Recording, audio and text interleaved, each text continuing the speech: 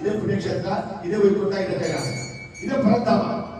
ಎಲ್ಲಿ ನಾಮಸ್ಮರಣೆ ನಡೀತಾ ಇದ್ದೋ ಬಹುಶಃ ನನ್ಗೆ ಅನ್ಸುತ್ತೆ ಯಾರೋ ತಪಸ್ ಮಾಡಿದ್ರು ಕಾಣಿಸುತ್ತೆ. ಪ್ರಹ್ಲಾದ, ನಾರದ, ಪರಾಶರ, ಪುಂಡರೀಕ, ವ್ಯಾಸ, ಅಂಬರೀಕ, ಶುಕಿಶೋನಕ, ಮಕರಾಲಿಂಗ, ದುರ್ಮಾಂಗದ, ವಿಭೀಷಣ, ಅನ್ವಸ್ವರ ಇವರೆಲ್ಲ ಪರಮ ಭಾಗವತವರು. ಇದು ತಪಸ್ ಮಾಡಿದ ಜಾಗ, ಅದಕ್ಕೋಸ್ಕರ ಪರಮಾತ್ಮನ ಕೂತ್ಕೊಂಡಿದ್ದಾರೆ. ಇದಕ್ಕೆ ಅವರ್ಯಾರು? ಅವನೇ ಹೃದಯದಲ್ಲಿ ನಿಂತ್ಕೊಂಡು ಕಾರ್ಯಕ್ರಮ ನಡೆಸ್ಕೊತಿದ್ದಾನೆ. ನೀವೆಲ್ಲರೂ ಬಂದಿದ್ದೀರಾ, ಭಗವಂತಕ್ಕೆ ಸರ್ವೇ ಜನ ಸುಖ ಇರ್ಬೋದು, ಸರ್ವ ಕೂಡ ಮಾಡಬೇಕು, ಸರ್ವ ನಮಸ್ಕಾರ ಅಂತೇಳಿ ನಾನು ಭಾವಿಸ್ತಾ ಇದ್ದೇನೆ. ತಾವು ದಯವಿಟ್ಟು ಗುರುವಾರ ಏನೇ ಕೆಲಸ ಆಗಲಿ ನಿಮ್ಗೆ ಎಷ್ಟು ಬೇರೆ ಸಿಗ್ತದೆ ಬಂದು ಅವನೇನ್ ಹೇಳ್ತಾರೆ, ನಿನ್ ಸಂಸಾರಿಕ ಎಲ್ಲ ತಾಪದಲ್ಲಿ ಮುಗಿಸ್ಕೊಂಡು ನೀವು ಯಾವ ಸಮಯ ಸಿಗುತ್ತೆ ಅವಾಗ ಆಗಲು ಮುಗಿಸ್ಕೊಡ್ತೀವಿ. ಸಂಸಾರಕ್ಕೆ ನಾವು ಪುಸ್ತಕರಲ್ಲ, ಎಲ್ಲ ಕೆಲಸ ಮುಗಿಸ್ಕೊಡಿ.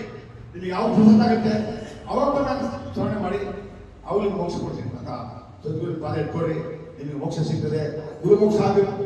ಇಲ್ಲಿ ಸಲ್ಲದವರು ಅಲ್ಲಿ ಸಲಗಯ್ಯ, ಅಲ್ಲಿ ಸಲ್ಲದವರು ಎಲ್ಲೆಲ್ಲೂ ಸಲಗ ಅಂದ್ರೆ ನೀವು ಇಲ್ಲಿ ಏನ್ ಮಾಡ್ಕೊಬೇಕು ಅಲ್ವಾದೆ ಅಂತ ಪವಿತ್ರವಾದ ಏನೇ ಕೆಲಸ ಇರಲಿ ಬಂದು ನಿಮ್ಗೆ ಎಷ್ಟೊತ್ತಾಗುತ್ತೆ ಕುತ್ಕೊಂಡು ನಾಮಸ್ಮರಣೆ ಕೇಳಿ, ನಮಸ್ಕಾರ ಮಾಡ್ಕೊಳ್ಳಿ.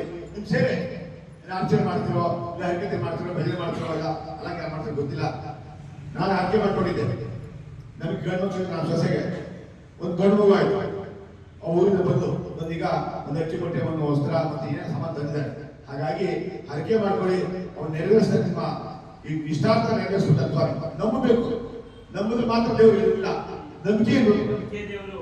ಹೌದು, ಪ್ರಾಮಾಣಿಕತೆಯಿಂದ, ಪೂಜ್ಯ ಭಾವನೆಯಿಂದ ಆಚಾರ, ವಿಚಾರ, ಪ್ರಚಾರ, ಧ್ವನು, ಮನ, ಧನ, ಕಾಯವಚನ ಏಕೆ ಚಿಂತೆ ಮಾಡಿದ ಪರಮಾತ್ಮ ನೀನಲ್ಲಿ ಮತ್ತಾರಪ್ಪ ಅಂತೇಳಿ ಶ್ರೇಷ್ಠ ನಮಸ್ಕಾರ ಮಾಡ್ಕೊಂಡ್ರೆ ಸಕಲ ಹಿತಾರ್ಥ ನೆರವೇರಿಸ್ಕೊಡ್ತಾರೆ ಅಂತ ಪರಮಾತ್ಮ ಬಂದ್ಕೊಟ್ಟಿದ್ದೀರಾ. ಭಗವಂತ ನಿಮಗೆಲ್ಲ ಐಶ್ವರ್ಯ, ಆರೋಗ್ಯ, ಭಾಗ್ಯ, ಸುಖ, ಸಂತೋಷ ಕೊಟ್ಟು 106 ವರ್ಷಗಳ ಕಾಲ ಬಾಳಿ ಬದುಕಿ ಅವ್ರ ಆಶೀರ್ವಾದ ಪಡ್ಕೊಳ್ಳಿ, ಅನುಗ್ರಹ ಪಡ್ಕೊಳ್ಳಿ, ಅವರ ದಿವ್ಯಾನ ಪಡ್ಕೊಳ್ಳಿ ಅಂತೇಳಿ ನಾನು ಮಾತು ಮುಗಿಸ್ತೀನಿ. ನಮಸ್ಕಾರ.